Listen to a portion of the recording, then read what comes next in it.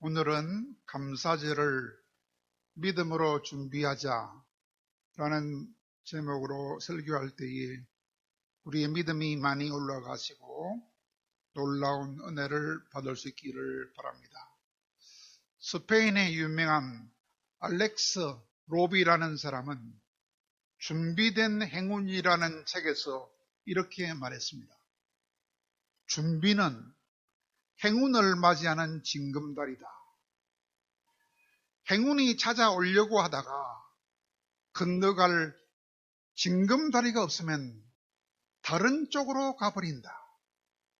그러므로 행운은 우연이 아니라 준비된 사람들에게만 우연처럼 찾아오는 선물이 바로 행운이다. 그런 말을 했습니다. 미국의 유명한 여자인 오프라 윈프리라는 사람도 인생의 행운이란 철저하게 준비한 사람에게만 찾아오는 기회의 만남이다. 그런 말도 했습니다. 미국의 벤자민 프랭클린이라는 사람도 제일 유명한 말 알지요? 준비에 실패하는 사람은 실패를 준비하는 사람이다. 라고 말하면서 각각 준비가 얼마나 중요한지를 강조하는 말씀을 잘 해주셨습니다. 또한 공평하신 하나님은 모든 사람에게 성공할 수 있는 기회를 3번씩 공평하게 주신다. 그런 말씀도 있습니다. 그러므로 하나님이 주시는 기회가 올 때마다 준비를 잘해서 놀라운 축복을 받는 우리가 되고 놀라운 믿음이 올라가는 우리 모두가 되기를 진실로 바랍니다. 여러분, 준비한 만큼 축복을 받습니다. 6.25 전쟁이 끝났을 때 그때 우리나라는 참으로 지긋지긋한 가난에 시달렸습니다.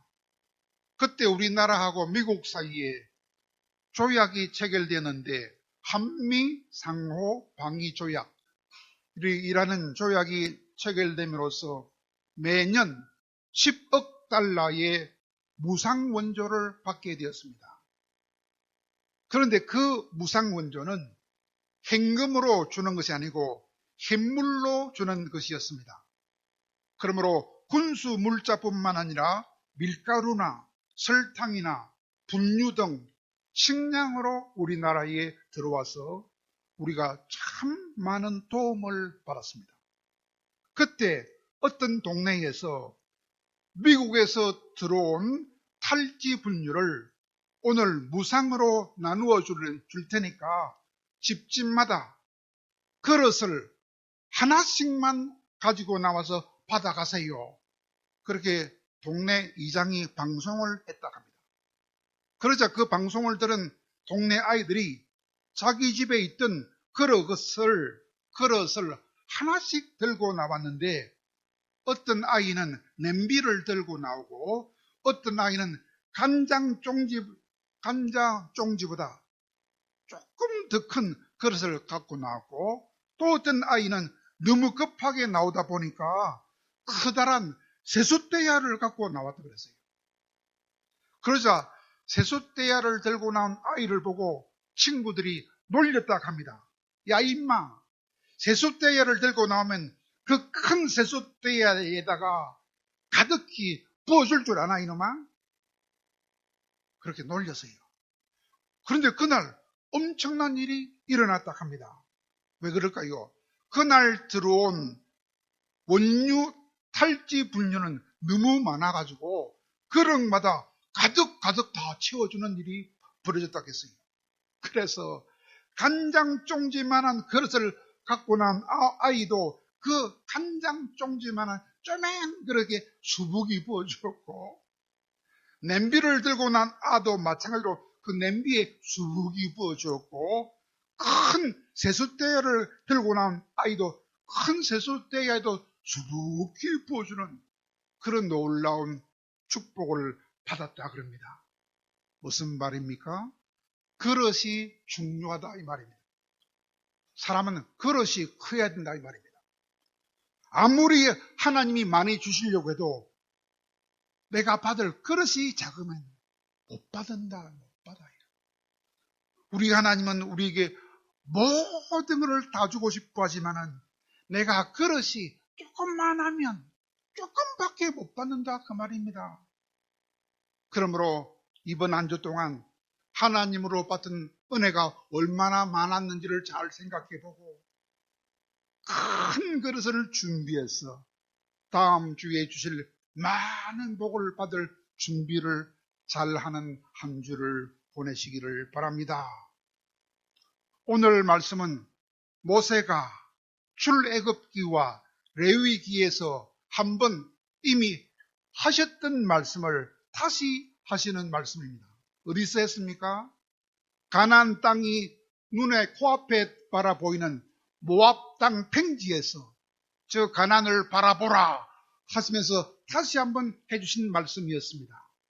무슨 말씀입니까? 너희들이 광야에서 40년 동안 고생하지 않았느냐? 이제 드디어 가나안 땅이 저 앞에 왔다. 너희들이 이제 저 가나안 땅에 들어가서 절기를 잘 지키면 하나님이 많은 복을 주실 것이다. 그 말씀이 오늘 말씀입니다. 왜 하나님은 우리에게 복을 준다 할까요? 아까 말씀드렸지요. 레위기 32장 42절 기억하라 그랬죠. 하나님은 우리들에게 모든 복을 다 주고 싶어 하시는 분입니다. 또 하나님은 우리에게 항상 복을 누리게 해주시기를 바라시는 분이시기 때문에 이제 곧 저 가나안 땅에 들어가면 복을 주겠는데 절기를 잘 지키면 복을 주겠다 하시는 말씀이 오늘 본문 말씀입니다. 하나님은 복을 주는 하나님입니다. 복을 주시기 위하여 자기 백성들에게 지키라고 절기를 지키라고 세 가지를 정해 주었습니다. 그것이 무엇입니까? 하나는 무교절이지요. 또 하나는 맥추절이지요. 또 마지막 하나는 초막절이나 장막절이라고 하는 것이지요. 오늘 이 세 가지 중에서 오늘 본문은 맨 마지막 절기를 말합니다. 맨 마지막 절기가 무엇입니까? 초막절이나 혹은 장막절이라 하는 것입니다. 성공할 수 있는 기회를 3번 준다고 말할 때 그 마지막 기회와도 같은 이 절기가 초막절인데 이 초막절이 가장 절기 중에서 중요한 절기입니다. 그래서 오늘은 세 가지를 생각해 보아야 하겠습니다. 먼저 우리가 초막절을 지키면 하나님은 어떤 복을 주신다 하느냐. 그것이 첫째요. 두 번째는 초막절을 잘 지키면 왜 그렇게 엄청난 복을 준다고 하셨느냐. 세 번째로는 초막절을 어떻게 지키면 그런 엄청난 복을 주신다고 하느냐. 이 세 가지를 오늘 알아야 되겠습니다. 먼저 초막절을 잘 지키면 어떤 복을 준다고 했습니까? 오늘 본문 15절에 나와 있습니다. 너희들이 초막절을 잘 지키면 너희 하나님 여호와께서 너희의 모든 소출의 복을 줄 것이며 너희의 손으로 하는 모든 일에 복을 주겠다고 약속을 하셨습니다. 여러분 얼마나 놀라운 약속입니까? 우리가 하는 모든 사업에 복을 주시고 우리 손으로 하는 모든 일에 복을 주신다고 하지 않습니까? 그 약속을 누가 하셨습니까? 거짓말하지 않는 하나님, 진실하신 하나님, 전능하신 하나님이 이 우리 약속을 우리에게 주셨습니다. 그 사실을 믿으면 이야 하나님이 그런 복을 준대. 그것을 믿으면 우리는 놀라운 힘을 얻을 수 있습니다. 그러면 절기도 잘 지킬 수 있습니다. 그러면 그런 엄청난 복을 받을 수 있습니다. 믿으시기 바랍니다. 두 번째로는 초막절을 잘 지키면 왜 그런 엄청난 복을 준다고 하셨을까요? 그것은 초막절 아래는 정말로 중요한 뜻이 들어있기 때문에 그 중요한 뜻을 알고 지키면 그런 복을 준다는 것입니다. 여러분, 초막절은 수장절이라고도 말합니다. 수장절이란 무슨 뜻입니까? 우리가 알고 있는 추수감사절, 그것보다 훨씬 더 깊은 뜻을 갖고 있습니다.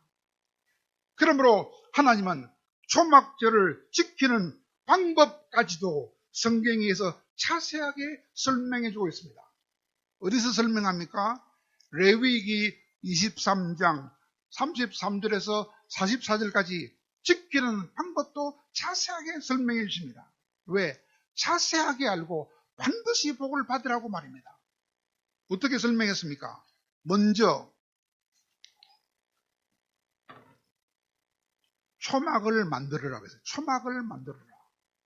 뭐 가지고 만들어요? 맨 먼저 아름다운 열매가 많이 맺힌 열매를 가지고 와서 만들어라. 두 번째로는 종려나무 가지를 꺾어 와서 만들어라. 세 번째로는 잎이 무성한 나무 가지들을 꺾어 와서 만들어라. 그리고 마지막으로는 시내 버들을 꺾어 가지고 초막을 딱 먼저 만들어라 그랬어요. 두 번째로는 그 초막 안에서 7일 동안, 일주일 동안 거기서 살아라 그랬어요. 집에서 자지 말고 초막절 안에서 살아라.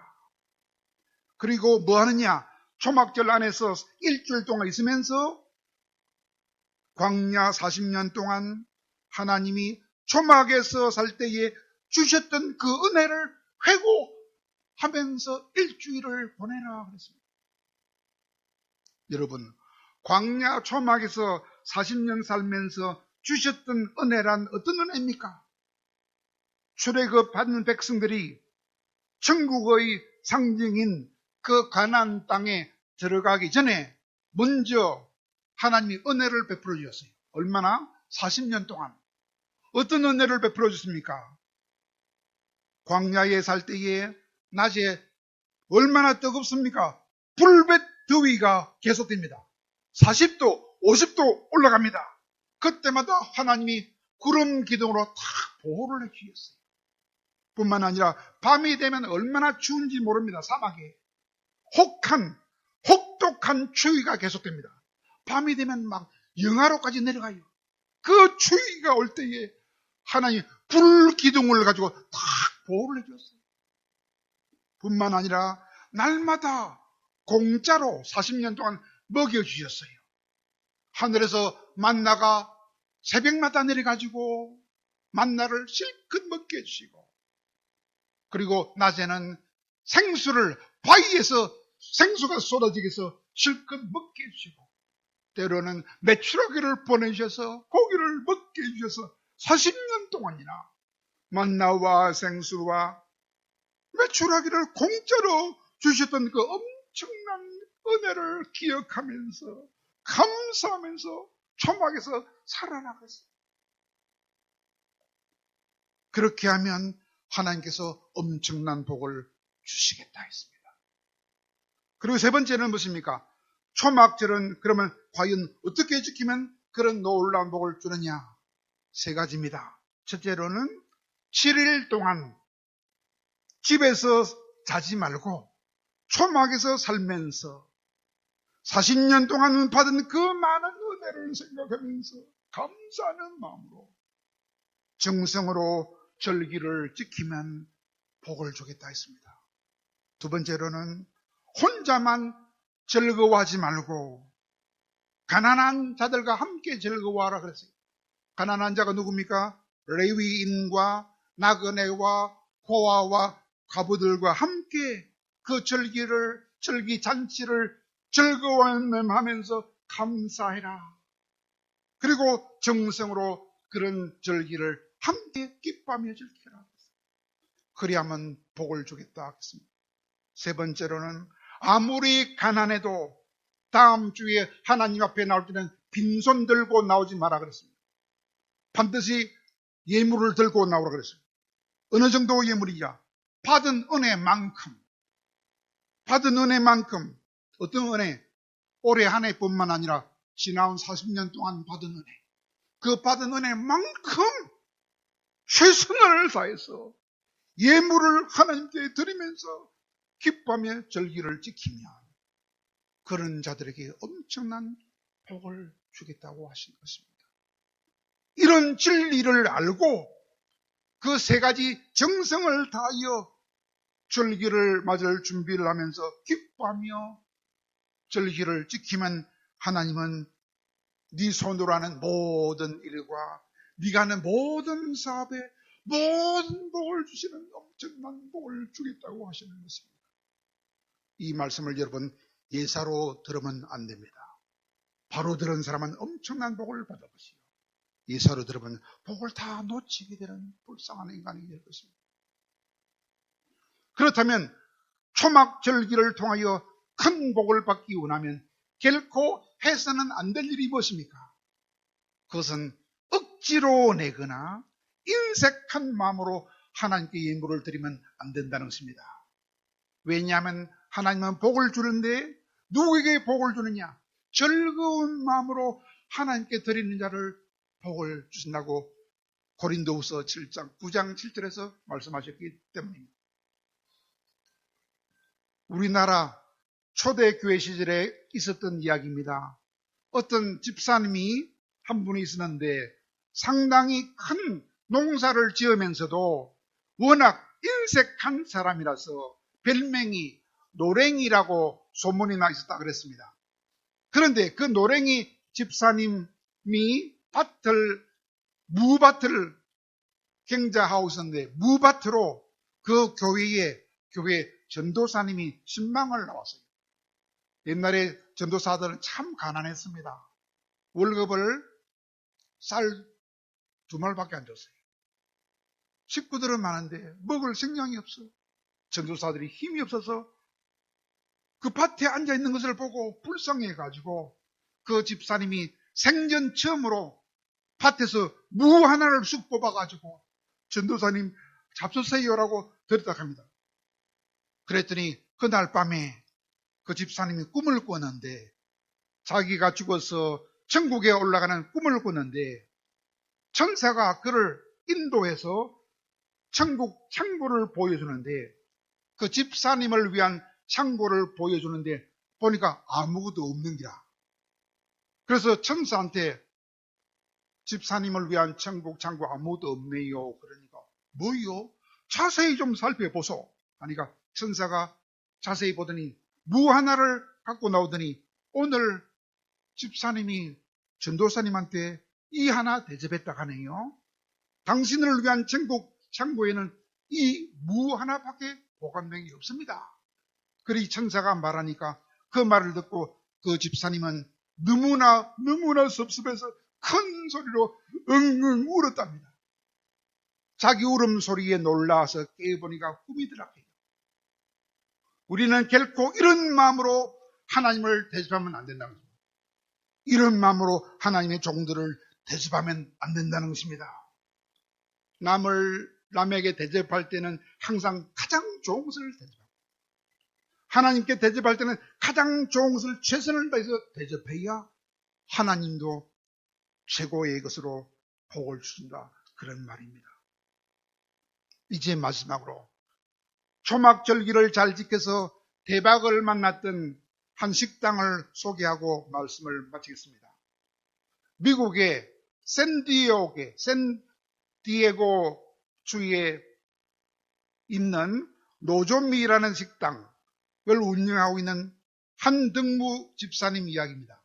노조미라는 말은 일본 말인데 희망이라는 뜻을 가진 노조미 식당을 운영하던 한등무 집사님 이야기입니다. 그분은 14년 전에 미국의 샌디에고 지방으로 이민을 갔는데 자동차 수리 공장과 자동차 판매업을 하는 집사님이었다 그래요. 그런데 빨리 돈을 벌겠다는 욕심 때문에 집사님에도 불구하고 주일도 잘 지키지 않고 일만 했다 합니다. 하나님께 마땅히 드려야 할 것도 아까워서 드리지 않고 전부 다 저축을 냈다 합니다.